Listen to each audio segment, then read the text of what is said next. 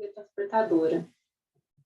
Então, a gente dividiu esse trabalho aí em 4 partes, né? A introdução, exposição da falha, análise da falha e a conclusão.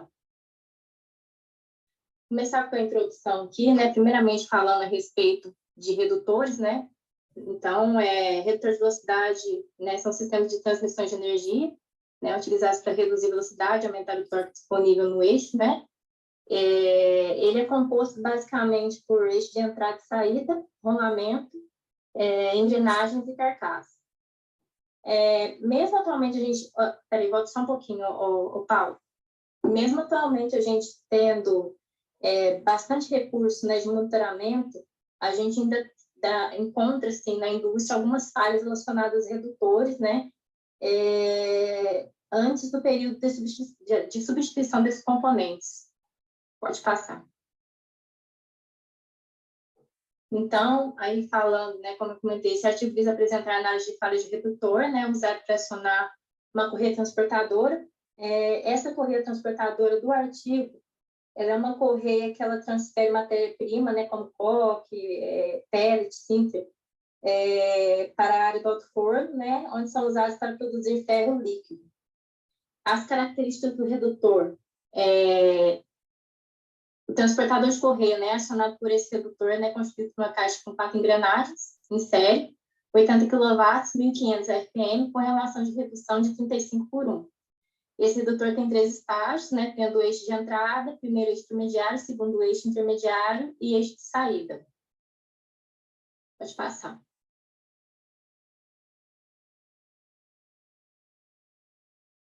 Então, voltando. Então, o contexto da falha, né? Então, esse redutor, ele apresentou uma falha após 5 anos de operação, né? E a expectativa de operação para um redutor é de mais ou menos 12 anos. Ele operava de forma contínua, né? Todos os dias, e a falha gerou uma parada de operação de cerca de 7 horas. Então, aqui até levantei as possíveis causas de falha dos redutores, né? Que pode falhar por carga aumentada, aço impuro, lubrificação insuficiente, lubrificação inadequada, contaminação, desalinhamento, né? E essas anormalidades, dependendo da extensão, pode levar a entalhes, corrosão, desgaste ou fadiga. Pode passar. Então, agora eu vou passar para o Pedro e para o Flávio comentar sobre a exposição da falha. Bom, professor, boa noite.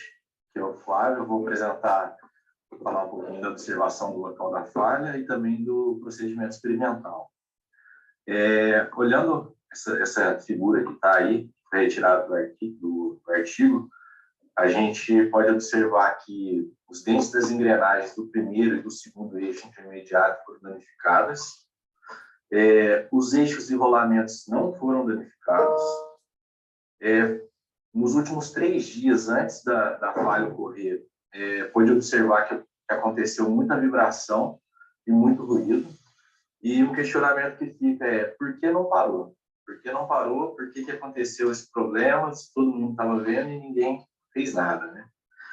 Outra coisa, o nível de óleo também estava normal, o que elimina a possibilidade de ser lubrificação ineficiente. Não foi observado folgas entre as engrenagens e também os mancais dos eixos estavam ok, que elimina a causa por desalinhamento. Pode passar aí, Paulo. Um pouquinho agora do procedimento experimental. Foi utilizado o microscópio estéreo, que é o estereoscópio. Dos 3 aí é o mais simples, né? Também foi utilizado o microscópio eletrônico de varredura e o XRF, que é a fluorescência de raio-x. Descrevendo um pouco do procedimento, pode passar, Paulo? Que utiliza cada um desses equipamentos. Foi utilizado o microscópio estéreo de baixa ampliação, normalmente de 10 a 40 vezes a ampliação dele, para uma observação visual geral da fratura. No caso, esse microscópio não precisa de lâmina, né? Que apesar de ser mais simples, ele tem essa função. Para análise da fractografia, foi utilizado o MEV, que é o microscópio eletrônico de varredura. Esse microscópio é capaz de reproduzir a topografia com aparência 3D e ampliar uma imagem até 300.000 vezes, Só que no caso dessa análise, ele foi ampliado 10.000 vezes, utilizando uma tensão de 8 volts. Análise do material, que é a composição química, a microestrutura e a dureza dele, para garantir a qualidade do material das engrenagens do redutor. E o outro equipamento que foi utilizado foi o XRF, que é a fluorescência de raio-x, que é um ensaio não destrutível, capaz de identificar a composição e concentração de um elemento na amostra. Consiste em incidir raio-x na amostra e excitar os níveis eletrônicos dos átomos. Os elementos retomam uma radiação chamada raio-x fluorescente.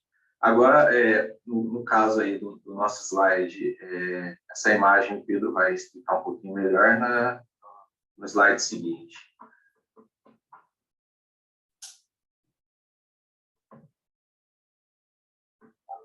Pessoal, boa noite. Dando sequência aqui ao trabalho, passando para a parte da exposição da falha, seria a exposição visual da falha. Então, foi levantado as imagens do corpo de prova dos dentes fraturados, no caso, essa imagem que o Flávio apresentou no slide passado. A imagem do corpo de prova de 2 dentes que foram quebrados, né, sofreram fratura. A imagem da esquerda é um dente no A, e no B mostra essa mesma imagem, só que com uma ampliação um pouco maior, uma escala menor. E a figura da direita é um outro dente, né? Essas imagens foram levantadas pelo estereoscópio, que é o microscópio estéreo, a fim de determinar o modo de falha. O que aconteceu, se foi uma fratura dúctil, se foi uma fratura frágil, se foi fadiga, para, enfim, então, levar na investigação, para saber se isso é uma má manutenção, uma má operação, se isso tem algum erro de projeto, tanto material como dimensionamento. Então, através da avaliação desse corpo de prova, né, do dente fraturado que está nesse corpo de prova, logo de princípio já é possível observar os pontos onde essas trincas nuclearam, o ponto de princípio dessa fadiga, né, de onde as trincas partiram. Elas estão apresentadas com as setas amarelas, que estão na extremidade abaixo da figura. Isso é o dente como se ele estivesse deitado, pegando o topo do dente está embaixo e a raiz do dente está em cima. Então, também é possível observar que a trinca começou a nuclear por ali, também olhando as marcas de praia, né, já que elas saem desse ponto inicial da trinca e se expandem ao longo do dente. Então, a trinca, como eu estava falando, ela nucleou a partir do topo do dente, da engrenagem, e propagou para a raiz do dente, para o vale, que foi onde ocorreu a falha, a quebra. Então, com isso, a gente consegue observar que essa falha teve uma origem pontual na superfície, né? Várias origens pontuais na superfície, caracterizando as OPS, né? Em seguida, foi possível observar as marcas de praia, como eu havia mencionado. Também é possível, Paulo, voltem aqui. É possível, então, ver essas marcas de praia, e as marcas de praia elas são um indício de uma fratura por fadiga, né? Que ali ocorreu a fadiga. Mas nem sempre quando o material ele falha por fadiga é possível observar essas marcas de praia, porque isso depende muito da utilidade do material. Nesse caso aqui, foi possível. E essas marcas de praia, o que elas indicam são as interrupções no carregamento, né? As interrupções na propagação da fratura, que isso vai indicar um carregamento cíclico. E também é possível observar, se olhar um pouco mais para a extremidade da figura 1, a extremidade esquerda, e da figura 2, a extremidade da direita. Essa aparência lisa da fratura. Isso ele indica que aconteceu um cisalhamento entre as superfícies que estavam ali. E aí dessa característica de uma aparência lisa.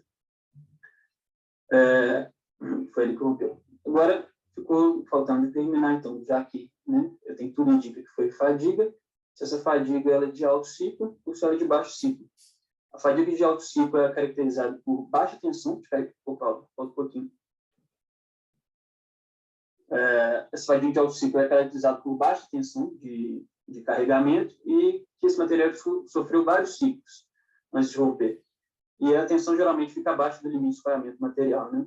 e a fadiga de baixo ciclo é caracterizada pelo contrário, que são altas tensões e poucos ciclos, e que estão um carregamento bem elevado, e indica o erro de dimensionamento do material, então essas tensões estão acima do limite de escoamento material. Que não é o caso aqui, porque se fosse uma fadiga de baixo ciclo, a gente nem veria, ou veria poucas marcas de praia, porque o material teria contido muito antes, e também somados que as marcas de praia estão tomando cerca de 70%, 80%, 90% da extensão do escopo de prova. Agora pode passar. Já que a análise fratográfica foi feita pelo MEV, que é o microscópio eletrônico de varredura, com ampliação de 10.000 vezes. Então, aqui o que ele mostra são 2 dentes, 2 regiões em 2 dentes, fez essa imagem, né? Então, o A e o B é do dente 1, só que em 2 regiões diferentes, e a C e D, dente 2, em 2 regiões diferentes.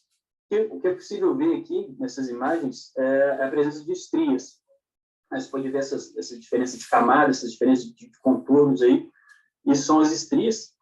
E as estrias, diferentes das marcas de praia, elas só podem ser observadas num nível mais microscópico, diferente da marca de praia que conseguiu ver na imagem feita pelo outro microscópio, né? Então, as estrias elas só podem ser observadas através do MEV, né? E também tem uma diferença que entre uma marca de praia e outra pode haver milhares dessas estrias. Então, a estria representa basicamente a mesma coisa que a marca de praia, que é a posição da trinca, onde a ponta da trinca estava naquele determinado carregamento, naquele determinado tempo. E ela vai caminhando, né? Então, cada distância entre essas marcas das estrias, ela indica a propagação da trinca naquele ciclo.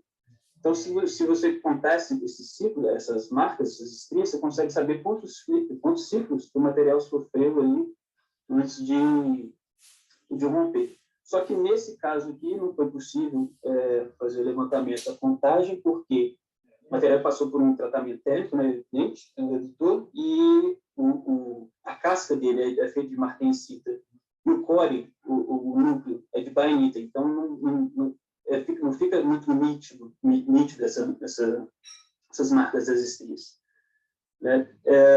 Enfim, essa imagem é só para mostrar, né, as estrias, mais uma evidência de carregamento cíclico. E o autor também aproveita para observar que não teve nenhum tipo de inclusão não metálica, né, através da observação dessas imagens levantadas pelo médico. Então é isso. Pode passar agora. Agora passar a palavra ao Paulo para prosseguimento da análise. Vamos falar aqui agora, depois da exposição da falha, e realizado aí um brainstorm para determinar as possíveis ocorrências, começa então a análise da falha, né? Com base no que foi entregue até o momento, fizeram, com base aí em uma das etapas do FMEA, a determinação dos modos de falhas possíveis, né, nessa operação. Então, aqui a gente vê um desenho básico, né, mostrando aí os possíveis modos de falha, e aí tem um quadro aqui em que é possível determinar melhor. E com base na análise dos modos de falha, foi possível chegar aí nos respectivos resultados. Então, foi feito aí, tipo, 7 varreduras aí, utilizando ferramentas para determinar os modos de falha, né? E as linhas de frente de atuação para essa análise foram com base na composição química, tratamento térmico, profundidade da fadiga, gradiente de dureza, carga do redutor, nível de óleo e o tipo de lubrificante. Com base nesses modos de falha, por exemplo, na falha levando em consideração a composição química, foi feita a análise química do material, e o resultado que chegou foi que o material era compatível com a aplicação, ou seja, um aço ligado N, deixa eu voltar aqui, um aço ligado, cadê? Aqui, ó, um aço ligado N353, utilizado aí para esse tipo de aplicação, eixos, engrenagens, partes aí de redutores. Então, com essa análise foi descartada uma falha aí de composição do material. O tratamento térmico foi utilizado aí a análise microestrutural para verificar a dureza, e o resultado foi que a dureza está compatível. Foi feito uma análise de profundidade através de micrografia óptica, e a imagem estava... E aí representa o que o Pedro falou, né, que as imagens da microestrutura da fadiga, da microestrutura da falha, é compatível com fadiga e não com fratura, para o gradiente de dureza.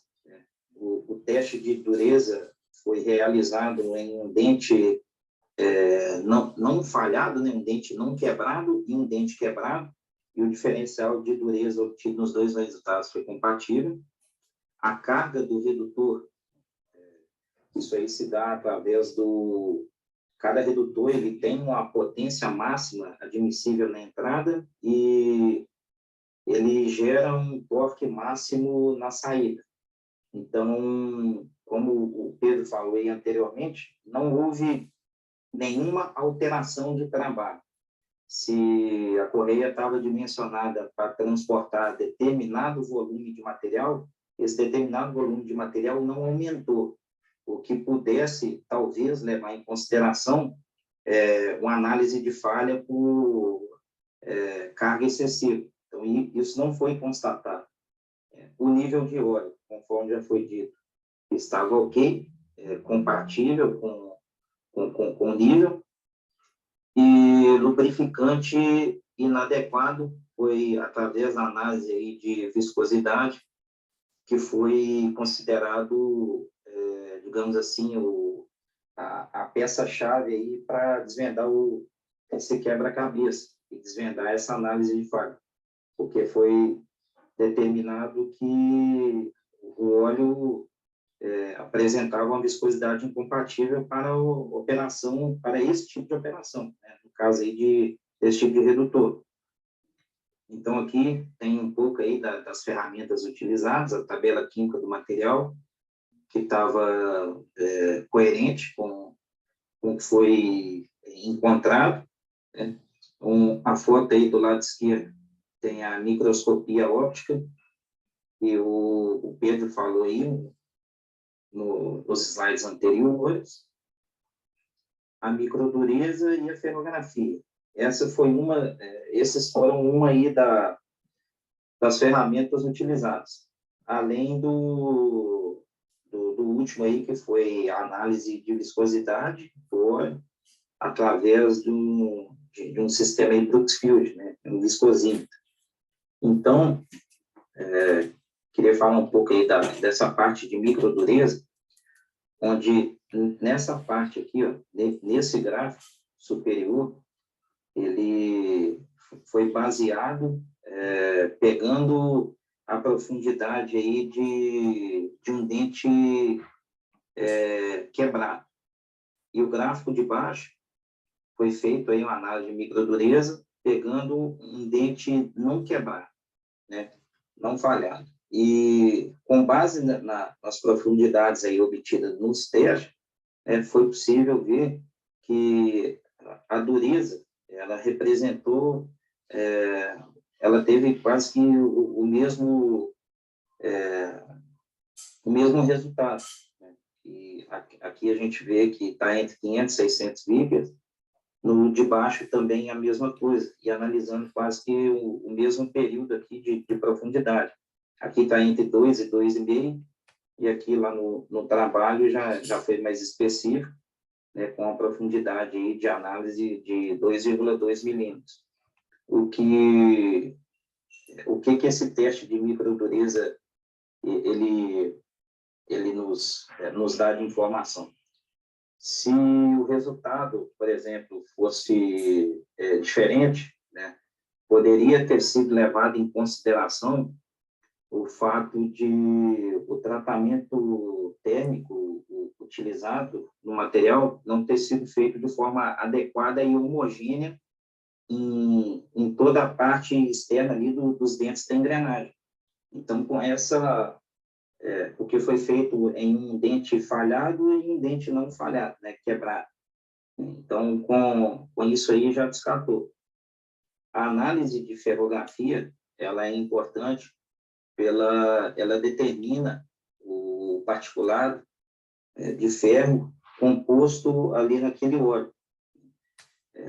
O pessoal, no caso dessa operação específica, esse teste de ferrografia foi feito um mês antes, né, do redutor falhar por completo, e até mesmo o Flávio já havia explicado isso aí anteriormente, já havia indícios, principalmente de ruídos, de que algo não estava de acordo ali com a operação do redutor.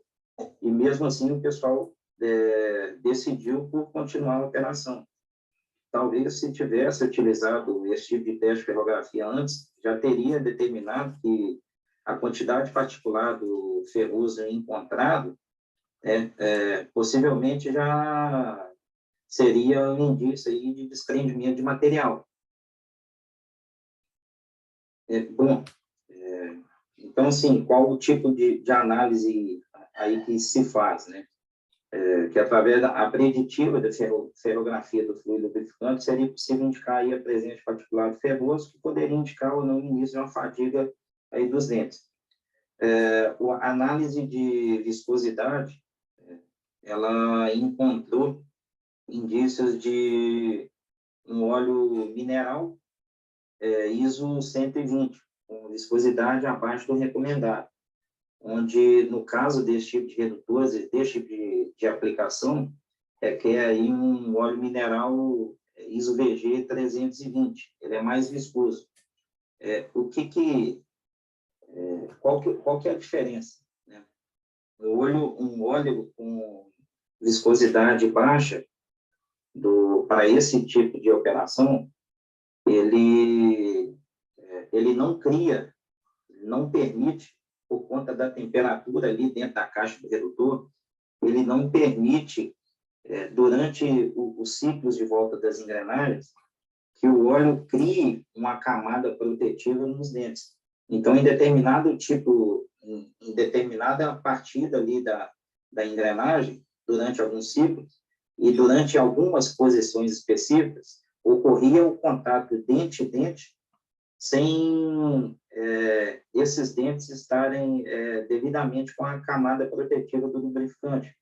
Então, isso aí foi fatal para que ocasionasse esse tipo de fadiga. Passo a palavra aí agora para a Mara poder concluir. Então, só concluindo aí, né, que até o pessoal já até explicou muito bem, né, o motivo da falha, né. Então, com a conclusão, a gente teve, né, que os dentes da engrenagem do redutor falharam prematuramente por fadiga, né, ficando evidente aí pela presença de marcas de praias e estrias. E essa falha prematura é atribuída, né, ao uso de lubrificante de baixa viscosidade, né, que foi relatado pelo Paulo aí na análise de falha, né, que teria levado a formação insuficiente de filme no acabamento dos dentes. Então, o que seria a recomendação, né? A verificação regular da viscosidade do lubrificante e o monitoramento das condições dos lubrificantes através da técnica de ferrografia, né, que o Paulo até mencionou, né, que é uma técnica laboratorial, né, de manutenção preditiva, né, então é um recurso preditivo, né, e para predição dessa possível falha, né, que pode aí quantificar e analisar a morfologia das partículas de desgaste, né, encontradas em amostras de lubrificantes. Então, seria isso. Bacana. Obrigado. Parabéns para o grupo. Dúvidas? Obrigada. Questões?